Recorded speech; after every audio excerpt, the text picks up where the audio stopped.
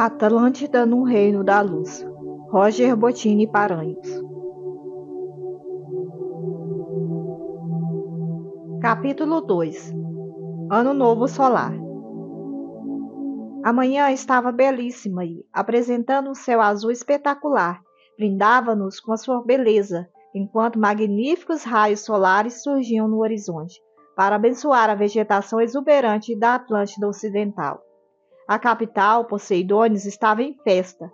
Era o dia de reverenciarmos o começo de mais um ano, entendido como o início de um novo dia, no momento em que o astro-rei despontava no horizonte, o que não ocorre nos dias atuais. O ano iniciava com o primeiro raio do sol do primeiro dia da primavera.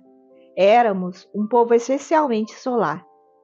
Sempre de mãos dadas com Evelyn, eu observava, pela janela de nosso veículo de deslocamento aéreo, a beleza das aves, sobrevoando elegantes as frondosas árvores que contornavam a coluna do principal templo do sol de toda a Atlântida, onde meu pai, Atonis, era sumo sacerdote. Eu olhei para minha bela noiva e disse-lhe: Atonis deve estar radiante. Esse é o dia mais importante do ano para ele. Ela sorriu de uma forma afetuosa e falou com sua voz suave, como música para os meus ouvidos. Sim, Andrei, para ele.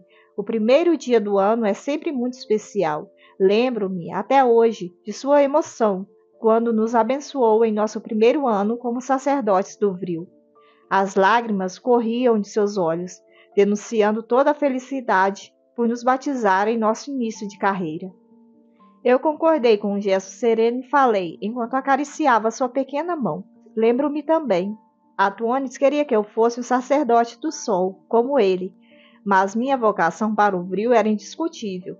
Tua mãe, querida, a nobre Ártemis, nem precisou convencê-lo disso. Minha vocação para a ciência era indiscutível. Não herdei a tendência de meus pais para a filosofia espiritual. Em Atlântida, a ciência, a arte, a filosofia e a religião eram entendidas como provenientes de uma única fonte, Deus. Portanto, todos os que se dedicassem a essas áreas eram considerados sacerdotes. Nós rimos das agradáveis lembranças de nossa adolescência, enquanto desfrutávamos da bela vista aérea. Agora já éramos jovens e dependentes, e em breve nosso casamento seria oficializado. Hoje, relembrando aqueles dias e mesmo considerando que éramos exilados de um mundo superior, em Capela, percebo o quanto fomos privilegiados. Creio que, de todas as encarnações que vivi na Terra, essa foi a que me proporcionou melhores condições, em todos os sentidos. Saúde, inteligência, beleza, conforto, boa formação familiar e excelente condição social e financeira. Tudo estava absolutamente ao meu favor.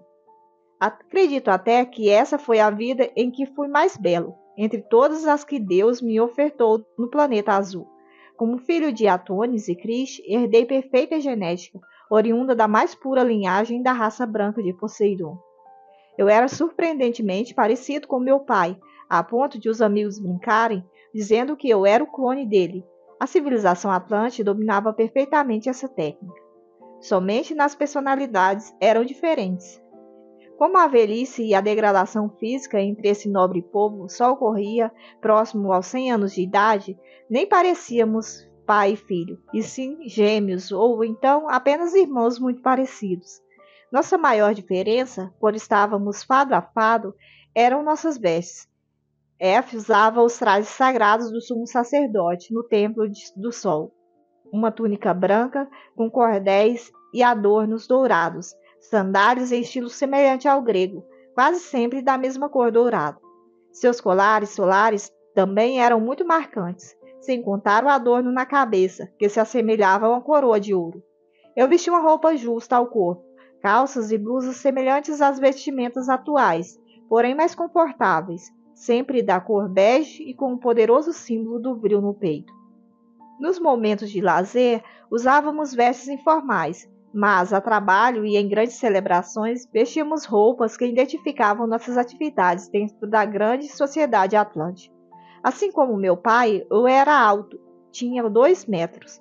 Em Poseidon, raros homens mediam menos de 1,90 m de altura, e o tamanho médio dos homens era igual ao meu. Já as mulheres mediam em geral 1,80 m. Os atlantes do lado ocidental da ilha apresentavam predominantemente pele clara. Eu tinha a tez branca e possuía longos cabelos, bem lisos e louros. Minha pele era absolutamente sem manchas e rugas, e meus olhos de um azul brilhante, da cor do céu. Desde muito jovem, eles eram profundamente penetrantes e hipnóticos. Poucas pessoas não me fixavam o olhar fascinadas. Meu rosto tinha traços delicados, sem perder a masculinidade. Por vivermos em uma sociedade perfeita, não sofríamos as ações da natureza. Meu corpo, jovem e atlético, sempre vigoroso, aliado ao domínio do vril, fazia de mim um dos mais cobiçados partidos de toda a grande ilha. Certamente eu era um belo exemplar do meu povo. Mas só tinha olhos para Evelyn, pois sempre fui completamente apaixonado por ela. Disso ela jamais duvidou. Ela tinha a pele bem clara também. Seus olhos eram muito parecidos com os meus, porém castanhos claros.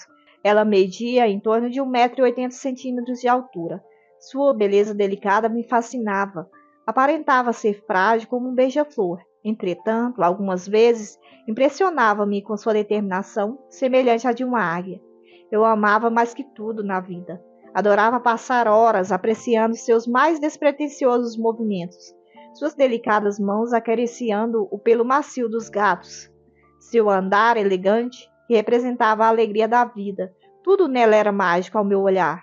Dormia cheirando seus cabelos, para mim, era o paraíso na terra. Sempre, antes de deitarmos, eu beijava seus olhos e agradecia a Deus por estarmos juntos. Sim, formávamos um lindo casal. O que mais dois rebeldes exilados de Capela poderia desejar? Nada. Éramos plenamente abençoados. Além de toda a beleza natural que herdamos de nossos pais, ainda nos destacávamos pelo porte nobre e pelo poderoso título que ostentávamos, sacerdotes do vril. Isso nos alçava a uma categoria especial dentro de nossa sociedade. Apesar de vivermos em um sistema fundamentado na mais absoluta igualdade, nossa condição em comum nos rendia convites especiais. Éramos admirados e respeitados por toda a comunidade atlântica, ainda mais por sermos filhos de nobres cidadãos que exerciam elevados cargos de âmbito nacional.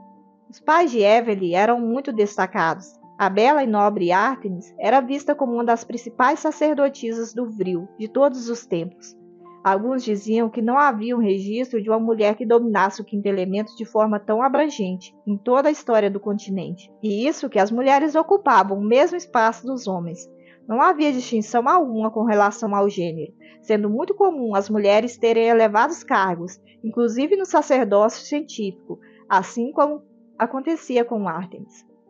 As mais importantes decisões sobre a grande energia passavam por suas mãos, pois ela era um dos raros sacerdotes que podiam interagir com o grande conselho do vril, composto por 4 anciões, sendo um deles o seu próprio pai. Já seu esposo, Nasser, exercia atividades de alta relevância na administração de todo o continente. Meus pais e os de Evelyn haviam conquistado um importante espaço dentro da sociedade atlântica, desde aquele dia em que os conhecemos, antes de nossa encarnação na Grande Pirâmide. Estávamos chegando ao pico da colina, onde seria realizada a cerimônia de Ano Novo, quando olhei para o relógio da aeronave e disse a Evelyn: "Meu amor, ainda é cedo, vamos sobrevoar a região." Desde criança, sempre achei as encostas da Colina do Sol um dos locais mais belos de nossa terra. O tumulto da cerimônia hoje será desgastante. Vamos relaxar um pouco antes do evento? Ela concordou, e então, com apenas um olhar, alterei as rotas gravitacionais da aeronave, que era impulsionada por silenciosa energia vril. Poucos atlantes possuíam esse poder. As naves eram todas idênticas, e ninguém tinha a posse delas. Os veículos eram de todos, ou seja, estavam sob a administração do governo. Após o Atlante usá-lo, qualquer um poderia entrar na nave e partir com ela. Para isso, elas eram programadas para atender às rotas pré-estabelecidas. O usuário entrava no veículo e apenas mencionava em voz alta seu destino. A nave, então, imediatamente seguia o curso solicitado, avaliando as rotas mais adequadas e controlando o fluxo de outros veículos que cruzassem seu caminho. Isso garantia a total segurança de todos e permitia que os passageiros se dedicassem a outras atividades, enquanto realizavam a viagem. Somente os sacerdotes do Vril ou pessoas que tinham relativo domínio sobre a grande energia tinham como dirigir manualmente o veículo. Eram exceções às aeronaves especiais de turismo, guiadas somente por pessoas autorizadas para seu uso manual. Raras vezes intervíamos no mecanismo automático de deslocamento. No entanto, naquele dia, resolvi quebrar a rotina. Planamos por 30 minutos pelos arredores da colina, para usufruir daquele espetáculo maravilhoso. A encosta possuía cascatas divinas. Além do mais, eu e Evelyn adorávamos ouvir o canto dos pássaros e os sons dos animais ao amanhecer. Em determinado ponto do passeio, comandei a nave para ficar em estado estacionário, próximo a uma bela cachoeira, a 80 metros de altura. Abrimos a porta principal da elegante aeronave e ficamos abraçados, respirando profundamente aquele ar puríssimo, levemente úmido, por causa do vapor da queda d'água. As naves Atlantes, movidas pelo Vril, não geravam nenhuma energia motriz para manterem-se em estado estacionário, assim como os helicópteros modernos. A inversão dos eixos gravitacionais simplesmente as mantinha paradas no ar, como se estivessem no solo, no mais absoluto silêncio. Somente ouvidos bem treinados poderiam ouvir o sutil som da energia Vril percorrendo as centrais de força da aeronave, assim como ocorria nos corredores da grande pirâmide.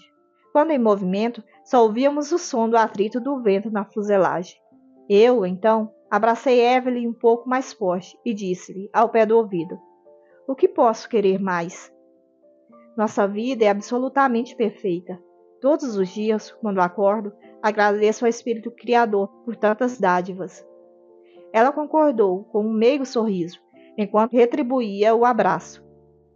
Ficamos assim por mais alguns segundos, como se nossa vida estivesse sendo embalada por uma música divina, até que completei: "Evelyn, eu creio que a amo mais do que a mim mesmo. Não sei o que seria de minha vida sem tê-la ao meu lado. Sinto grande tristeza quando a imagino longe de mim. Só de pensar em perdê-la, sinto um aperto no peito. Você parece ser mais importante do que o ar que eu respiro." Ela ficou séria e disse, com voz tensa: "Não diga isso, Andrei. Você sabe que o princípio divino que seguimos é amar ao próximo como a nós mesmos. Você deve amar-se acima de tudo, para poder irradiar aos nossos semelhantes o amor divino que brota em seu coração. Ademais, fomos sempre ensinados a não ter apego a nada, nem a ninguém. Nós estamos nesse mundo para evoluirmos, tornarmos-nos pessoas melhores, e não para saciarmos os anseios do ego humano. Sua mãe mesmo nos ensinou isso. Cristo sempre diz para colocarmos nossos anseios pessoais em último lugar. Todo Atlante deve viver para a sociedade, esquecendo-se de si mesmo. O desprendimento de Cristo é tão grande que ela mesma não fica enciumada por você tratar minha mãe como se fosse sua." Eu concordei, com um gesto confuso, e disse-lhe: "Sim, você tem razão. Mas não sei por que, às vezes, sinto essa fraqueza interior, como se a felicidade extrema pudesse fugir de minhas mãos. Em algumas noites tenho pesadelos. Cristo já me falou sobre isso, ensinando-me que aquilo que mais tememos torna-se nosso maior inimigo na busca pela iluminação espiritual. Eu mesmo não compreendo esse medo. Parece que não sou digno dos méritos e privilégios que recebo." Eu me afastei em direção à ponta da plataforma da nave com a intenção de chegar mais perto da cachoeira, e disse, mais para mim mesmo do que para ela: "Eu domino o Vril com grande facilidade, mas parece que não sou o senhor do meu próprio eu. Gostaria de ter o equilíbrio interior de meus pais." Evelyn se aproximou e falou, enquanto me abraçava pelas costas: "Você vai ter esse equilíbrio, Andrei, e será o maior sacerdote do Vril que a terra de Poseidon já conheceu. Você desenvolverá novas técnicas para aplicar o quinto elemento e trará progresso e conforto à nossa sociedade como nunca se viu." Eu sorri e disse-lhe, desanuviando minha mente: "Sim, mas você sabe o que quero. Eu desejo muito atravessar o portal para o mundo primeiro.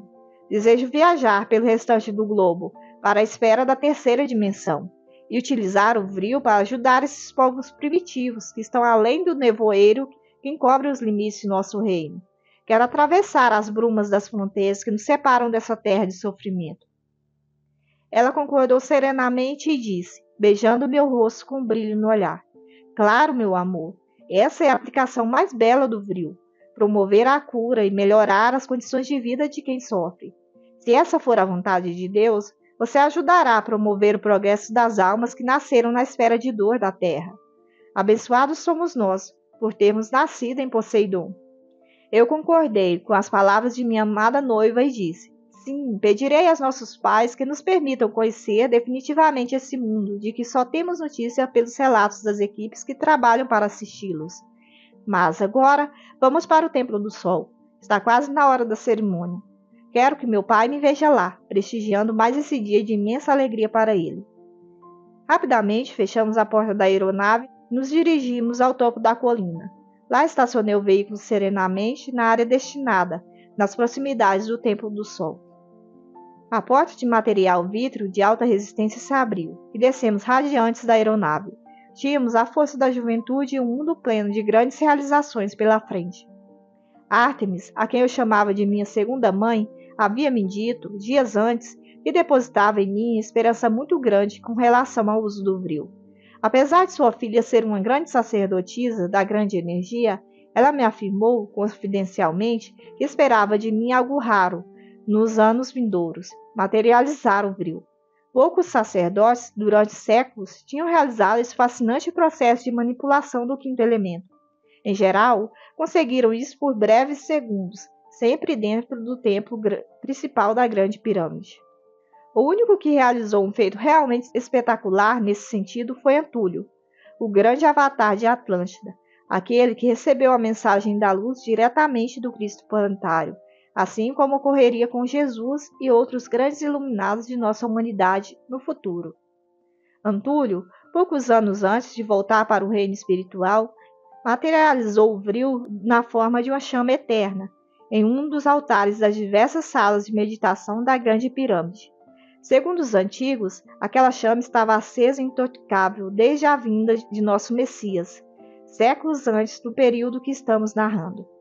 Os anciãos também nos afirmavam que a chama só se apagaria no dia em que a Atlântida se afastasse do caminho da luz. Todos os dias, os sacerdotes oravam em frente à chama, pedindo ao Criador força e discernimento para que nossa civilização jamais permitisse que aquela chama abençoada se extinguisse. Essa materialização do vril que Ártemis previa em minha formação como sacerdote não possuía nenhuma função prática, apenas seria um sinal de que eu obtivera absoluto controle sobre o quinto elemento, algo como tornar visível a movimentação dos elétrons no processo de gerar eletricidade ou, então, a visualização do processo de reação em cadeia ao gerar energia nuclear. Contudo, a maior preocupação de Ártemis era com relação ao meu ego. Ela desejava meu sucesso mais do que ninguém. No entanto, temia por minhas origens. Eu era um estável capelino, e não um Atlante da Era de Ouro. Atlântida vivia uma nova era. A cada dia, mais casos estranhos aconteciam. Decididamente, uma nova humanidade estava passando a habitar a terra de Poseidon, e os sábios atlantes sabiam disso. O poder do vril se tornava, inclusive, cada vez mais restrito por questões de segurança. Antigamente, ele era liberado para qualquer aplicação. Agora, até mesmo em sua utilização mais básica, a movimentação das aeronaves, já era estudada a possibilidade de ser protegida com senhas de segurança.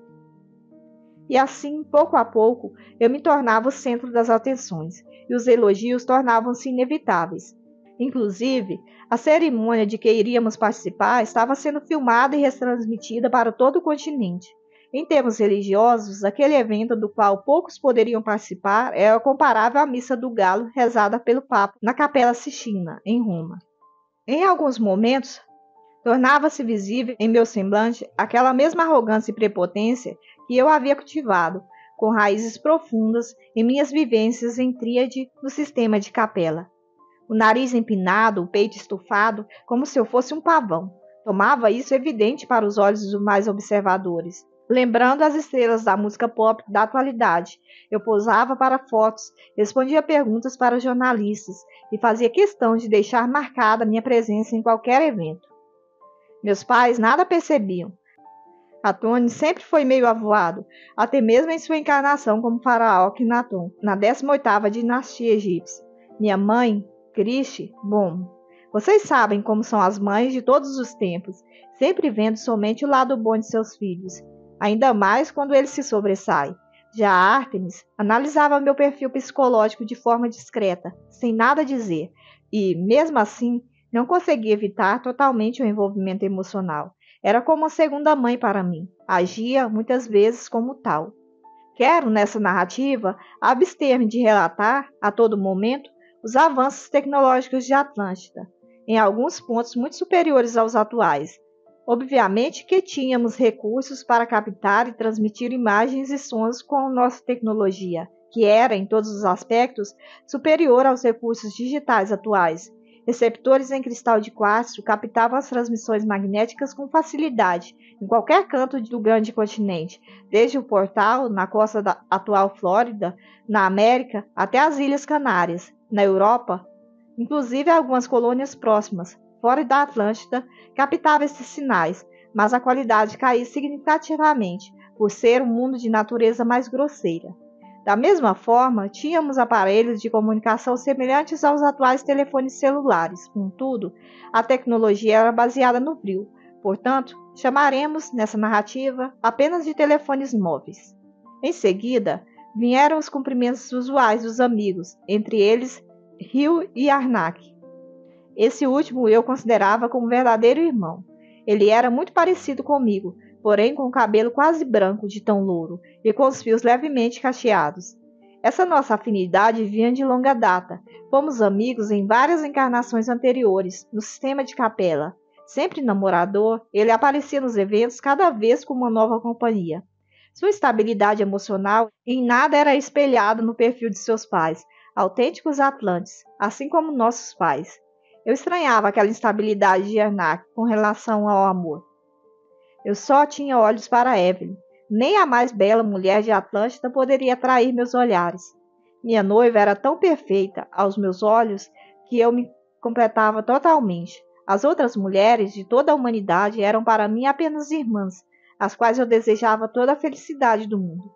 Dessa vez, Arnak estava acompanhado de Ariane, uma linda habitante da Atlântida Oriental. Ela possuía uma pele vermelha, assim como os antigos egípcios. Seus sedosos cabelos negros e os profundos olhos indagadores provocavam um verdadeiro fascínio em Arnak, que parecia não se cansar de novas experiências amorosas, escandalizando a velha geração de nosso país. Ele também tinha sido nomeado sacerdote do Vril. Às vezes, eu me perguntava como ele conseguia manter a concentração necessária para dominar o quinto elemento. Parecia que sua mente estava sempre voltada para o sexo feminino. 13 em cada 4 palavras que mencionava referia-se à beleza das mulheres, que sempre desejava conquistar. Ele vivia em eterno clima de desafio amoroso. Era bater o olho em uma nova mulher e ali estava ele, planejando como derrubar suas defesas e, assim, ceder aos seus encantos de conquistador. Poucos dias depois, ele se cansava e perdia todo o interesse. Parecia que ele não desejava encontrar o amor, e sim apenas sentir a adrenalina do desafio da conquista, algo que, na época, eu encontrava dificuldade para compreender. Ele, então, sussurrou de forma maliciosa em meu ouvido. Coisa linda, não é, Andrei? Preciso me conter para não me apaixonar. Ela mora muito longe. Mesmo com nossas rápidas naves, não desejo ficar cruzando o continente a todo instante para vê-la. Ele esboçou um discreto sorriso e complementou. O pai de Ariane é governador da parte da região que faz fronteira com o Portal Oriental, de acesso para o mundo de Dores. Ele é responsável por várias excursões a esse mundo funesto. Isso me assusta. Quero distância daquela região. Além do mais, ele quer um bom casamento para a filha. Tenho que escapar de suas garras, pois não almejo casar tão cedo. Há muita coisa boa para aproveitarmos nessa vida. A menção de Arnak ao mundo de Dores atiçou novamente minha curiosidade. Já éramos adultos e ainda não conhecíamos o restante do globo. A saída de Atlântida era algo que exigia autorização formal das autoridades, algo bem burocrático. Olhei para Evelyn, confirmando nossa conversa anterior, e disse-lhe: não aguento mais essa curiosidade de conhecer o mundo de Dores. Hoje mesmo falarei com meus pais sobre nossa ida. Fale com os seus também. Chega a ser irônico não termos realizado ainda essa viagem. Nossa profissão e nosso conhecimento nos autorizam a isso. Até mesmo alguns filhos de fazendeiros do interior já foram conhecer a esfera primitiva, em absurdas viagens de turismo. Por diversas vezes havíamos pedido autorização para participarmos de alguma das expedições ao mundo primitivo da Terra, mas sempre ouvíamos que não estávamos preparados. Esse era um dos meus maiores desejos para o ano novo que se iniciava. Enquanto eu estava perdida em meus pensamentos, Evelyn chamou a atenção de Arnak para que ele se aquietasse, pois meu pai já tinha subido ao altar e estava de braços erguidos em direção ao sol nascente. Mas, antes, não perdeu a oportunidade de censurá-lo. Arnak, Ariane é a irmã caçula de Nereu. Ele não me parece muito amigável. Controle suas atitudes. Ouvi falar que Nereu tem um poder incomum sobre o vil e tem um humor muito instável. Além disso, ele é muito amigo de Atlas, que assumiu este ano o cargo de administrador-geral da Atlântida Oriental. Apesar de jovem, ele conquistou a confiança do Conselho dos Anciões. O genioso galanteador sorriu discretamente e manteve-se em silêncio, em respeito ao meu pai, que estava pronto para a cerimônia aguardando a atenção de todos. O culto solar de Atlântida em nada se assemelhava aos rituais dos povos primitivos do resto do mundo. Assim como ele faria no Antigo Egito, na personalidade de Akhenaton, Atones demonstrava que Deus não estava no astro-rei em si, mas se manifestava por intermédio dos raios solares, que são elementos criadores da vida. Da mesma forma que o Espírito Divino está presente em toda a criação, alimentando-a e permitindo a vida, assim é com relação aos raios solares, sempre abençoando tudo e todos de forma indistinta. Éramos conhecedores profundos dos astros e sabíamos que todo o sistema planetário é regido por uma estrela, centro gerador da vida para vários mundos. A devoção ao Sol era apenas uma forma de reverenciar Deus, que se utiliza das estrelas como instrumentos mantenedores da vida nas escolas planetárias. É interessante relatar, também, que Atones personificou tão bem o culto dos raios solares como forma de adoração e reconhecimento do poder divino por intermédio do Sol, que os antigos egípcios, herdeiros diretos dos Atlantes, criaram, posteriormente, a crença do deus Atum, que era uma abreviação do nome Atones. Certamente, uma lembrança inconsciente de seus seguidores em encarnações futuras. Séculos depois, ele próprio reencarnaria como faraó Akhenaton, para reforçar a crença nesse deus secundário do panteão egípcio, que foi o passo inicial para desenvolver a humanidade, de forma definitiva, a crença monoteísta que havia se perdido desde os tempos da antiga Atlântida, conforme relatamos no livro Akhenaton, a Revolução Espiritual do Antigo Egito. Essas lembranças inconscientes são tão fortes que, no Templo do Sol da Atlântida, o astro-rei nascia entre duas montanhas. Quando Akhenaton estava procurando um local para fundar sua nova capital, viu esse mesmo quadro místico na região hoje conhecida como Tel El-Amama, no Egito. Lá construiu a fabulosa cidade de Akhenaton, que revolucionou o mundo por fugazes 30 anos. Atones se manteve, então, em silêncio, com os braços abertos e de costas para todos nós, porém voltado para o sol, que despontava no horizonte. Suas vestes brancas e os adornos dourados ficavam misticamente iluminados ao contato com os primeiros raios solares da manhã. Seu belo rosto, emoldurado por longos cabelos louros, pareceu transformar-se, no momento em que ele elevou aos céus uma súplica íntima ao Criador dos mundos. Naquele dia, e só naquele, os raios solares atingiam uma escultura de cristal de 2 metros de altura, que retratava uma mulher grávida. Em seu ventre, em vez de uma criança, via-se uma magnífica pirâmide, que somente naquele dia e horário irradiava diversos matizes de cores em contato com o sol matutino. Esse fenômeno durava pouco mais de 1 hora e simbolizava o início de mais um ano. Era algo lindo de se observar. A construção daquela escultura era mais uma das fantásticas aplicações do Vril. Lapidar uma pirâmide dentro de uma outra escultura, sem tocá-la, somente um habilidoso sacerdote do quinto elemento poderia realizar tal feito. A idade daquela escultura também era secular, assim como a chama de Antúlio. Vale relatar também que a palavra Deus, na antiga língua atlante, era unissex, representando o masculino e o feminino. As mulheres geravam a vida, então todo o Atlante dava especial atenção à natureza feminina do Criador, ou seja, o Todo-Poderoso era visto como deusa em alguns momentos e Deus em outros. Nesse momento, Atônis estava reverenciando a deusa que gerava a vida, em pleno aspecto feminino.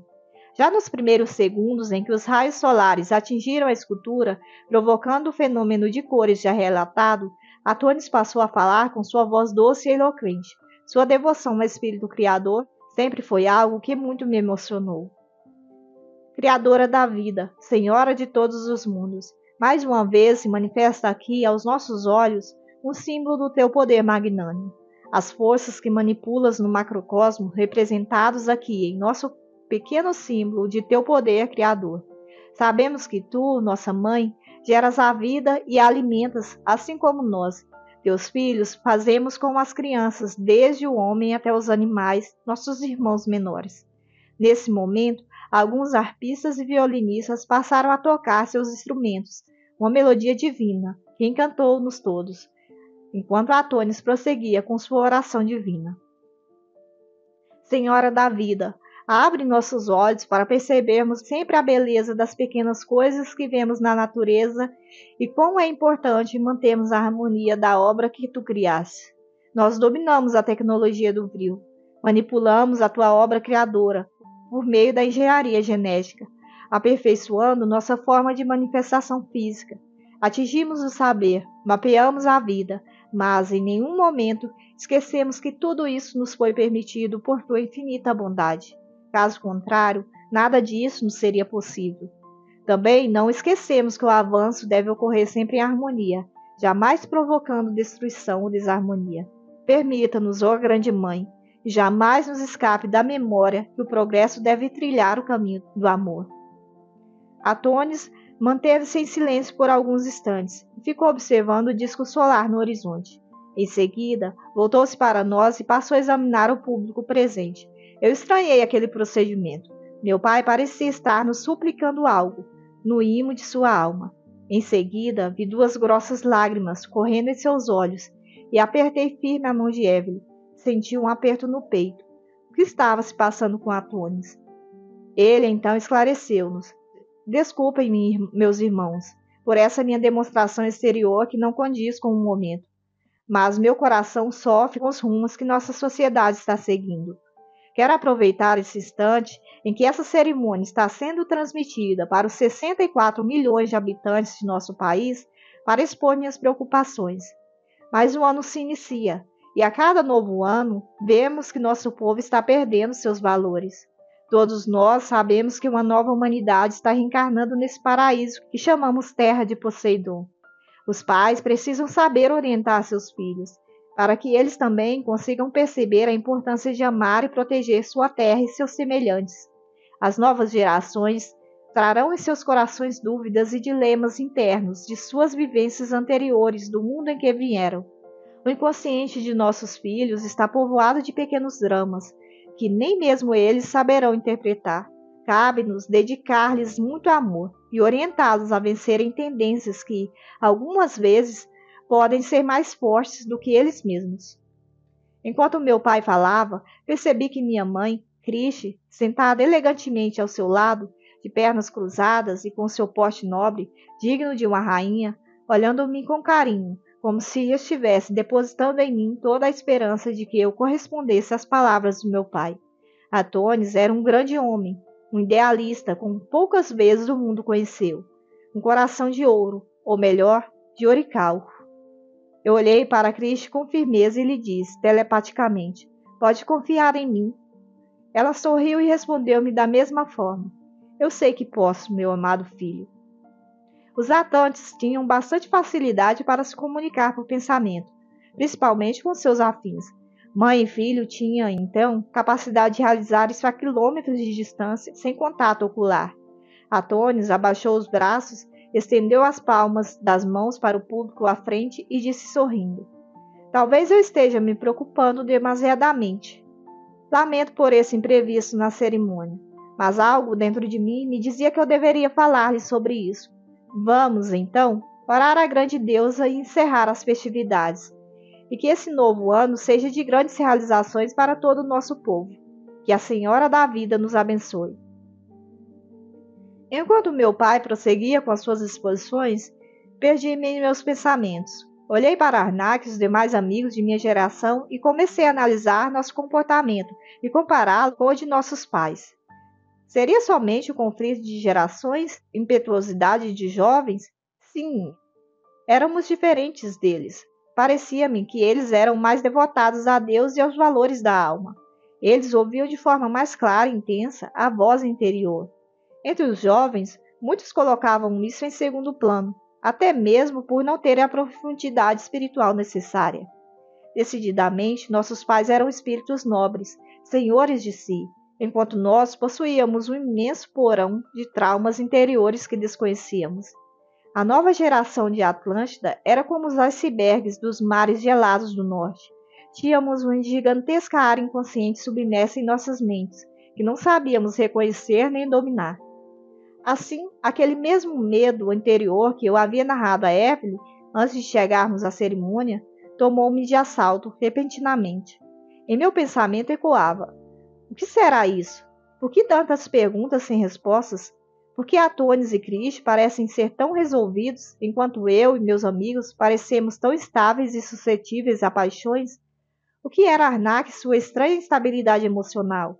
E Atlas, então, que preocupava cada vez mais os anciões da capital por causa de seu gênio estável lá na Atlântida europeia?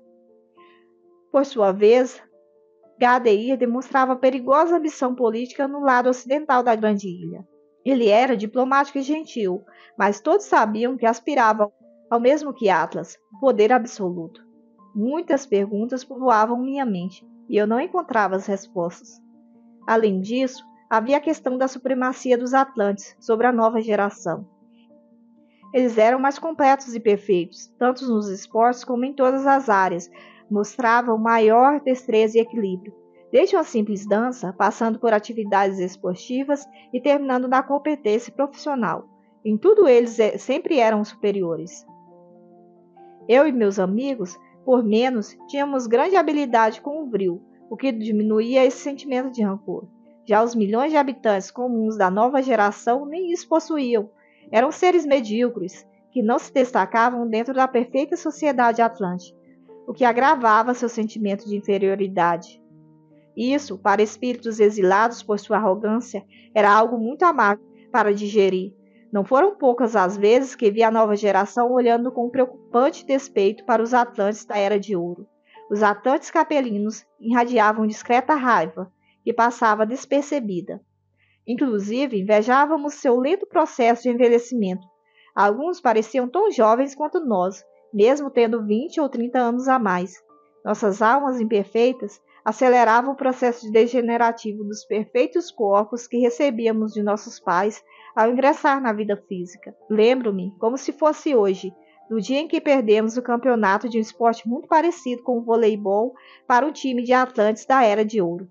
Eles eram bem mais velhos que nós, mas demonstravam incrível destreza, resistência e equilíbrio para vencer, enquanto nós desesperávamos, vítimas de nossa ansiedade descontrolada e imperícia.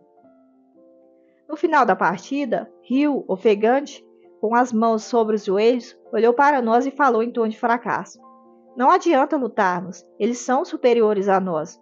São como garças elegantes, enquanto nós parecemos patos desajeitados. Aquela triste declaração de Rio demonstrou nossos egos. Caímos de joelhos no chão e reconhecemos nossa inferioridade. Essas experiências, em nossa adolescência, marcar-nos-iam profundamente, precipitando-nos ao despenhadeiro, nos momentos críticos de nossas existências. E assim ocorria, em todas as esferas, com todos os Atlantes capelinos. Os Atlantes da Era de Ouro eram espíritos mais evoluídos, porém não perfeitos. Nem percebiam nosso triste estado de espírito após as contínuas derrotas, assim como nos diversos momentos em que ficava evidente sua superioridade em relação a nós. Se eles tivessem observado isso, durante todo o processo de transição para o novo ciclo, talvez pudessem ter nos auxiliado a vencer nosso ego arrogante e vaidoso, mudando o triste destino do continente perdido. Entretanto, o que passou não pode ser mudado. Devemos apenas aprender com nossos erros e construir um novo futuro. Eles eram professores e também aprendizes. Assim é a vida. Aprendemos uns com os outros, os mestres com os alunos e vice-versa. Assim, quando dei por mim, a cerimônia já estava sendo encerrada. Ao ver meu pai abraçando e beijando minha mãe com imenso carinho, corri para eles, como fazia quando era apenas uma frágil criança. A expressão de felicidade deles ao ver-me dessa forma tão espontânea foi algo inesquecível. Antônio ficou ainda mais contente, porque isso corroborava a importância de suas palavras anteriores: educar bem os filhos, ou seja, mostrar-lhes o verdadeiro amor, para que, no futuro, tornassem dignos Atlantes. Quem me dera pudesse ser motivo de orgulho para eles, durante toda a vida. Terminada a cerimônia, todos nós dirigimos para uma ampla área verde, anexa ao Templo da Colina do Sol. Lá se iniciavam as festividades com música e dança, para recebermos o novo ano. Em poucos minutos, a extrovertida juventude atlântica já estava dançando e cantando, em meio àquela exuberante natureza. Entre as árvores, em um belo dia de sol, todos sorriam, refletindo perfeitamente o que era a vida na Atlântida: paz, amor, alegria e felicidade. Próximos às mesas com frutas e belas decorações, os sábios filósofos conversavam com os administradores da grande ilha sobre os rumos que nossa pátria deveria seguir para atingir qualidade de vida superior e sobre os projetos para desenvolver as comunidades do mundo primeiro, na terceira dimensão da Terra. Já os jovens como nós, ainda com a cabeça despreocupada dos problemas da vida, mas sem descuidarmos de nossas responsabilidades, brincávamos e dançávamos, com um brilho apaixonante no olhar e com um largo sorriso no rosto. Eu e Evelyn adorávamos dançar. Se os amigos deixassem, ficaríamos por horas naquele mundo só nosso, olho no olho, mãos unidas, corpos próximos em uma magnífica troca de energias sublimes. Somente quem um dia encontrou uma pessoa verdadeiramente especial em sua vida pode mensurar o que estou narrando. Com um olhar sincero e seguro de meus sentimentos, olhei profundamente nos olhos de Evelyn e disse-lhe: estou a meio caminho do paraíso. Desde criança eu lhe dizia isso, época em que nossos corações descobriram que havíamos nascido um para o outro. Sabíamos, pelas informações de nossos pais, que éramos exilados de capela e tínhamos perdido o paraíso em um mundo superior. Eles nos estimulavam a recuperar essa condição. Então, eu sempre falava a Evelyn que eu estava a meio caminho do paraíso, lutando para ser melhor a cada dia. E somente o fato de estar ao seu lado já era meio caminho andado para chegar lá. Ela, então, sorriu e falou-me: hoje é um dia tão maravilhoso que já me sinto lá. Viver ao teu lado é o próprio paraíso. Abraçamo-nos em completa felicidade e caminhamos rapidamente pelo gramado verdejante, até o outro extremo da festa, realizando brincadeiras com os amigos e abraçando todos. Os Atlantes sempre foram alegres e simpáticos. A Atlântida, da época de ouro, era realmente o paraíso na Terra. As belas moças atlantes, com seus encantadores vestidos brancos, tal qual a pureza de suas almas, cativavam todos. Elas calçavam delicadas sandálias, que realçavam ainda mais a beleza de seus pezinhos, dignos das mais sedutoras fadas do imaginário popular. Tiaras ricamente floridas prendiam os sedosos cabelos das lindas atlantes, que dançavam com desenvoltura e graça. A pele imaculada, resultado de alimentação basicamente oriunda dos raios solares, oxigênio, águas e frutas leves, tornavam-as ainda mais angelicais. E, quando sorriam, era um raio de luz, pois sua dentição perfeita, alva, aliada ao brilho dos olhos, geralmente azuis ou verdes, revelava-as mais belas do que uma pintura dos mais renomados artistas da terra. Tanto as louras da raça branca como as morenas da raça vermelha eram deslumbrantes. Nesses instantes, eu até ficava com pena de meu amigo Arnak. Ele parecia uma criança dentro de uma loja de doces. Eu e Evelyn nos divertíamos com seu olhar perdido, mesmo na companhia da belíssima Ariane. Não foram poucas as vezes que ela teve de chamar-lhe a atenção por causa de seu olhar vago e perdido, em vez de concentrar-se na conversação com ela, aquela deslumbrante mulher. Os rapazes eram também muito elegantes, geralmente vestiam túnicas brancas e discretas, ou então confortáveis calças e blusas, assim como nos dias atuais, porém feitas de tecidos mais elásticos, privilegiando o conforto. Nossos longos cabelos pouco nos diferenciavam das mulheres. Éramos uma raça andrógena. Tanto homens como mulheres eram muito parecidos. Tínhamos poucos pelos no corpo, cabelos muito lisos e longos, e uma constituição física delicada. O que diferenciava os homens das mulheres eram basicamente os órgãos sexuais. Além disso, éramos mais fortes. Não muito, pois o domínio do vril fazia praticamente nulas as atividades que exigiam esforço físico em Atlântida. Assim, desenvolvíamos a musculatura apenas para atividades esportivas. As mulheres também tinham delicadeza especial e corpo com curvas sedutoras, semelhantes às das mais belas da atualidade. A diferença é que elas não usavam isso para seduzir. Os homens também não eram vulgares, sabiam a beleza que se escondia por baixo dos elegantes vestidos de suas pretendentes. O amor entre os atlantes residia mais no olhar do que nas formas do corpo. Nós nos atraíamos pelos espelhos da alma, os olhos. A mulher mais sedutora era aquela que sabia melhor projetar, usando o olhar, a imensa beleza que morava em sua alma. Em resumo, as mulheres eram fadas e os homens pareciam elfos da mitologia escandinava. Mas nem tudo era alegria. Evelyn, às vezes, deparava-se com um olhar carregado de inveja de Electra, que também era sacerdotisa do vril. Contudo, desprezava os ensinamentos críticos. Ela parecia concentrar em si somente sentimentos negativos, e todos os que cruzavam seu caminho eram vistos como inimigos. Desde muito cedo, ela preocupava os mestres da velha geração, que observavam seus passos tortuosos com especial atenção. Electra tinha obsessão por mim, e não apenas por causa de minha beleza. Ela admirava meu poder especial sobre o vril e minha elevada posição social. Além disso, desejava um bom casamento, e Evelyn lhe era um indesejável obstáculo. Logo percebi que minha noiva se fragilizou com o olhar cruel de Electra e disse: "Não dê atenção a isso, meu amor. Você sabe que só tenho olhos para você." Ela concordou com um gesto sereno. "Sim, eu confio em você, mas é impossível se sentir desconfortável com a pesada energia que ela me dirige. Como alguém pode ter tanto ódio no coração?" Olhei, então, com desprezo para Electra, e ela irradiou-me um sentimento de raiva e revolta interior. Logo depois, deu-nos as costas e foi dançar com o ingênuo rapaz. Mas logo nos esquecemos do fato, pois Arnak se aproximou, com seu habitual senso de humor, contando suas hilárias histórias e fazendo-nos rir sem parar. Ariane, a cada instante, encantava-se mais por ele. Arnak era assim, muito divertido e sedutor. O problema estava na consequência de seus atos amorosos. No final, todas choravam de tristeza por perdê-lo. Sua ausência lhes era insuportável, mas 2 semanas era o prazo máximo de fidelidade e atenção que ele era capaz de oferecer. Não fazia por mal, simplesmente ele era assim, completamente estável no campo do amor. Parecia que a ideia de enraizar em seu coração tal sentimento por uma única mulher lhe era algo abominável, do que ele fugia com todas as suas forças. Talvez o medo de perder a liberdade de conquistá-las todas as noites fazia evitar qualquer relação mais profunda.